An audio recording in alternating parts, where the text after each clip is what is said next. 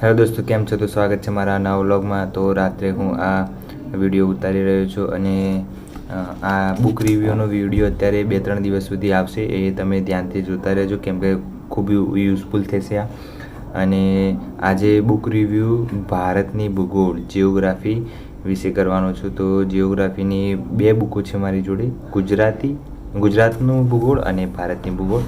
જેમાં ગુજરાતની ભૂગોળમાં મારી જોડે વર્લ્ડ બોક્સની પડી છે આ બુક, અને ભારતની ભૂગોળમાં મારી જોડે આ બુક પડી છે.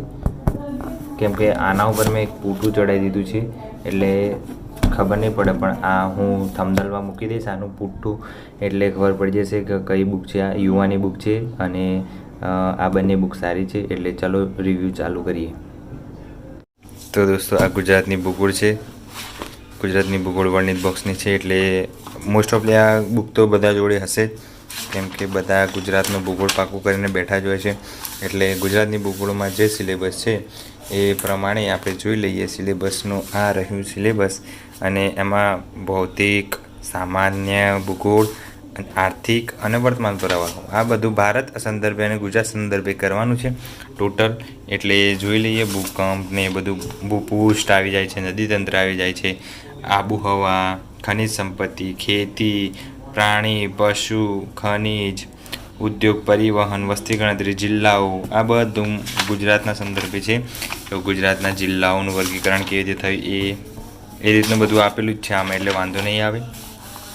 ગુજરાતના ભૌતિક પ્રદેશો, ડુંગરાળ પ્રદેશ, પછી અલગ અલગ જિલ્લાઓ આવશે, સીમા વિસ્તાર, આ બધું ગુજરાતની નદીતંત્ર, બધું આ તો ખબર જ છે ગુજરાતના વિશે, એટલે કંઈ આમાં કંઈ ચર્ચા કરવાની જરૂર નથી. મેન છે આ ભારતનો ઇતિહાસ. અને હસમુખભાઈ સાહેબ આપણા ભારતના ઇતિહાસમાંથી વધારે ક્વેશ્ચનો પૂછે છે, કેમ કે કોન્સ્ટેબલનું પેપર મેં પહેલી વખતે આપ્યું હતું, એમાં મને ખબર હતી. અને જો મેં આ પીએસઆઈનું ટીક કરી દીધું છે, પીએસઆઈ. એમાં બધા ટોપિક વાઇઝ મેં ભારતની મુખ્ય વિભાગો, પછી કુદરતી અફવા નથી કરવાનું, મોસમી આબોહવા કરવાનું છે, રાષ્ટ્રીય ઉદ્યાનો કરવાના છે, જમીનના પ્રકાર છે, આ રીતના ટીપ કરી દીધા છે. બેઠા આમાંથી જ પૂછો. ભૌતિક, સામાજિક અને આર્થિક, આ ત્રણે આ બુકમાંથી કવર થઈ જાય છે. આ બુક છે ભારતની ભૂગોળ જિયોગ્રાફી, યુવા ઉપનિષદની છે આ બુક. એટલે યુવા ઉપનિષદ, એટલે આ બુક લાવી દેજો જો ના હોય તો તમારી જોડે. અને આ બુકના પેજ કેટલા છે અંદાજે? પેજ ઘણા આમાં પોઈન્ટમાં લખેલા છે. આ પોઈન્ટમાં લખેલા છે, એટલે બસ 300-400 પેજની હશે આ બુક, એવું લાગે છે મને. આમાં આમ મેપિંગ બધું પરફેક્ટ આપેલું છે, અને કલરફુલ બુક બનાવેલી છે, એટલે વાંચવાની બહુ મજા આવે. અને અગાઉ પૂછાયેલા પ્રશ્નો, પછી ભાઈ મહાવરા માટે પણ પ્રશ્નો આપેલા છે પાછળ, ક્વેશ્ચન. અને આવી રીતની બધું અંદર ચેપ્ટર વાઇઝ મસ્ત આપેલું છે. તમે એકવાર આ બુક જોઈ લાવો તો તમને આમ આઈડિયા આવી જશે કે એનસીઆરટી પ્રમાણે જ આ બુક બનાવેલી છે. જો આ રીતે મેપિંગ છે, પછી આવી રીતે ઉત્તર, દક્ષિણ, પૂર્વ, પશ્ચિમમાં શું આવેલું છે બધું બતાવે છે આમાં. અને કોઈ બી ટૉપિક આમાં છૂટતો નથી. જેટલું કોન્સ્ટેબલમાં ટૉપિક આપેલા છે, પીએસઆઈમાં જેટલા ટૉપિક આપેલા છે, એ 4 ટૉપિક આમાં કવર થઈ જાય છે. ખાલી આપણે કરંટ અફેર જ્યારે કરીએ ત્યારે ભૂગોળના સંદર્ભમાં જે કરંટ અફેર આવતો એ કરી દેવાનું આમાં. પછી બીજું જેટલા અભયારણ્યો આવે છે એ બધા અભયારણ્યો છે. પછી હિમાલય મોસ્ટ ઓફલી જે વર્લ્ડ બોક્સની બુકમાં છે અને લિબર્ટીની બુકમાં છે, એમાં હિમાલયનું જે ચેપ્ટર છે એમાં બહુ બધી ભૂલો છે. જેમ કે આ બનિહાલ ઘાટ ક્યાં આવેલો, અને બારાલાચાલા ઘાટ ક્યાં આવેલો, એ બધું અમુક વાર એમાં જે ચોક્કસ સ્થાન આપવાનું એ સ્થાન નથી આપી શકે, એમાં ઊંધો જવાબો આપેલા છે.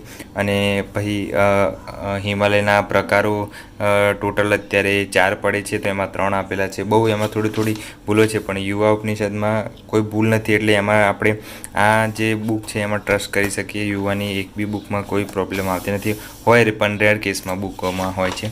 એટલે આ બુક કરવી બહુ મહત્ત્વની છે ભૂગોળ માટે.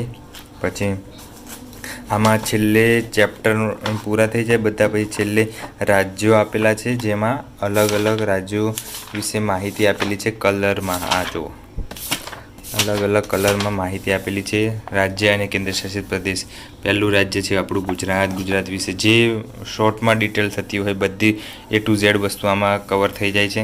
પછી આવે છે રાજસ્થાન, એની સ્થાન, એની પાટનગર, આંતરરાજ્ય સરહદો, જે વસ્તુ મેન હોય એ બધી વસ્તુ આમાં આવી જાય છે. એટલે સારી બુક છે આ. અને બસ આટલું ટોટલ આટલા રાજ્યો, 28 રાજ્યો, 8 કેન્દ્રશાસિત પ્રદેશો બધા વિશે ડિટેલ આવી જાય છે. અને બીજું તો બસ આટલું જ છે. અને બીજું શું કહેવાનું હતું આમાં? જે પેલો પ્રશ્ન પૂછાયો હતો કોન્સ્ટેબલમાં ગઈ વખતે, નેશનલ હાઈવે નહીં, જળ હાઈવે નંબર 1 અને 2 ક્યાંથી પસાર થાય છે, કઈ નદી હતી, શું હતું, એ બધું આમાં ડિટેલમાં પૂછેલું છે. તો જોઈએ આમાં શું આવે છે. તો ગઈ કોન્સ્ટેબલમાં આ પ્રશ્ન પૂછાયો તો બેઠો કે જળમાર્ગ 1 ક્યાંથી પસાર થાય છે, પ્રયાગરાજથી હલ્દિયા, અને જળમાર્ગ 2 સદિયાથી દુમલી. નીચેનામાંથી વિધાન સાચું છે ખોટું છે.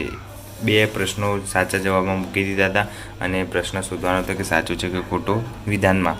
તો આવી રીતના ક્વેશ્ચનો આ બુકમાંથી કેટલા બી પ્રશ્નો પૂછાયા હતા. એમાં એમ બી પૂછાયું હતું આ બુકમાં કે કચ્છમાં ચાલતો ઊંટનો રણ એ 4 કિલોમીટર સુધી તરી શકે છે. એ સાચી વાત ખોટી વાત એ રીતનું 4 વિધાન આપ્યા હતા. એમાંથી જવાબ આપવાનો હતો. તો એ બી પ્રશ્ન આમાંથી જ પૂછાયો હતો. કેમ કે આમાંથી કેટલા મેં આ બુક 4 થી 5 વાર રીડિંગ કરી છે અને એમાં એનાલિસિસ કર્યું છે મેં કે કેટલા ટોપિકમાંથી શું પૂછાયું હતું. તો એ આ ટોપિક મેં કરી દીધા છે બધા મોસ્ટ ઓફલી. પછી જે અભયારણ્યો છે અલગ અલગ એ બી આપેલા છે, ગુજરાતના, ભારતના બી આપેલા છે. પછી વાઘ સંરક્ષણ બધું જ આમાં A to Z વસ્તુ આપેલું છે. એટલે આ બુક તમારે લાવી હોય તો ખૂબ ફાયદાકારક રહેશે. અને મેં તો લાવી દીધી છે અને તમારે પણ લાવી હોય તો લાવી દો. નહીં તો અત્યારે યુવાની NCERT નીકળી છે એ લાવી હોય તો એ લાવી શકો છો. આ બુક લાવી હોય તો આ બુક લાવી શકો છો. જે લાવી, કેમ કે કોન્ટેન્ટ બધામાં સેમ જ હશે, બધું સેમ જ હોય છે. સામાજિક ભૂગોળમાં જેમ માનવ વસાહતો છે, પછી વસ્તીગળવાળું ચેપ્ટર કરવાનું છે. આપત્તિ વ્યવસ્થામાં જે પૂર ને એ બધું આવે છે, દુકાળ પડે છે, એ બધા અહીંયા ટોપિકો આપેલા છે. સુનામી, દુકાળ, આ તે બધું એટલે આમાં કવર થઈ જાય છે. બસ તમને આટલું જણાવવાનું હતું આ બુકનો રિવ્યૂ. જો તમારે ઉપયોગી થતું હોય તો આ બુક લાવી શકો છો. દોસ્તો આજ માટે આટલું જ હતું. અને વિડીયો ગમ્યો તો લાઈક કરો, શેર કરો, સબસ્ક્રાઈબ કરો. અને બીજા જરૂરી પડે જે વિદ્યાર્થીઓ નવા છે એમને જો આ ખબર ના હોય બુક કઈ લાવવાની તો એમને શેર કરો. અને બસ મળીએ નવા વ્લોગમાં. Bye bye, take care.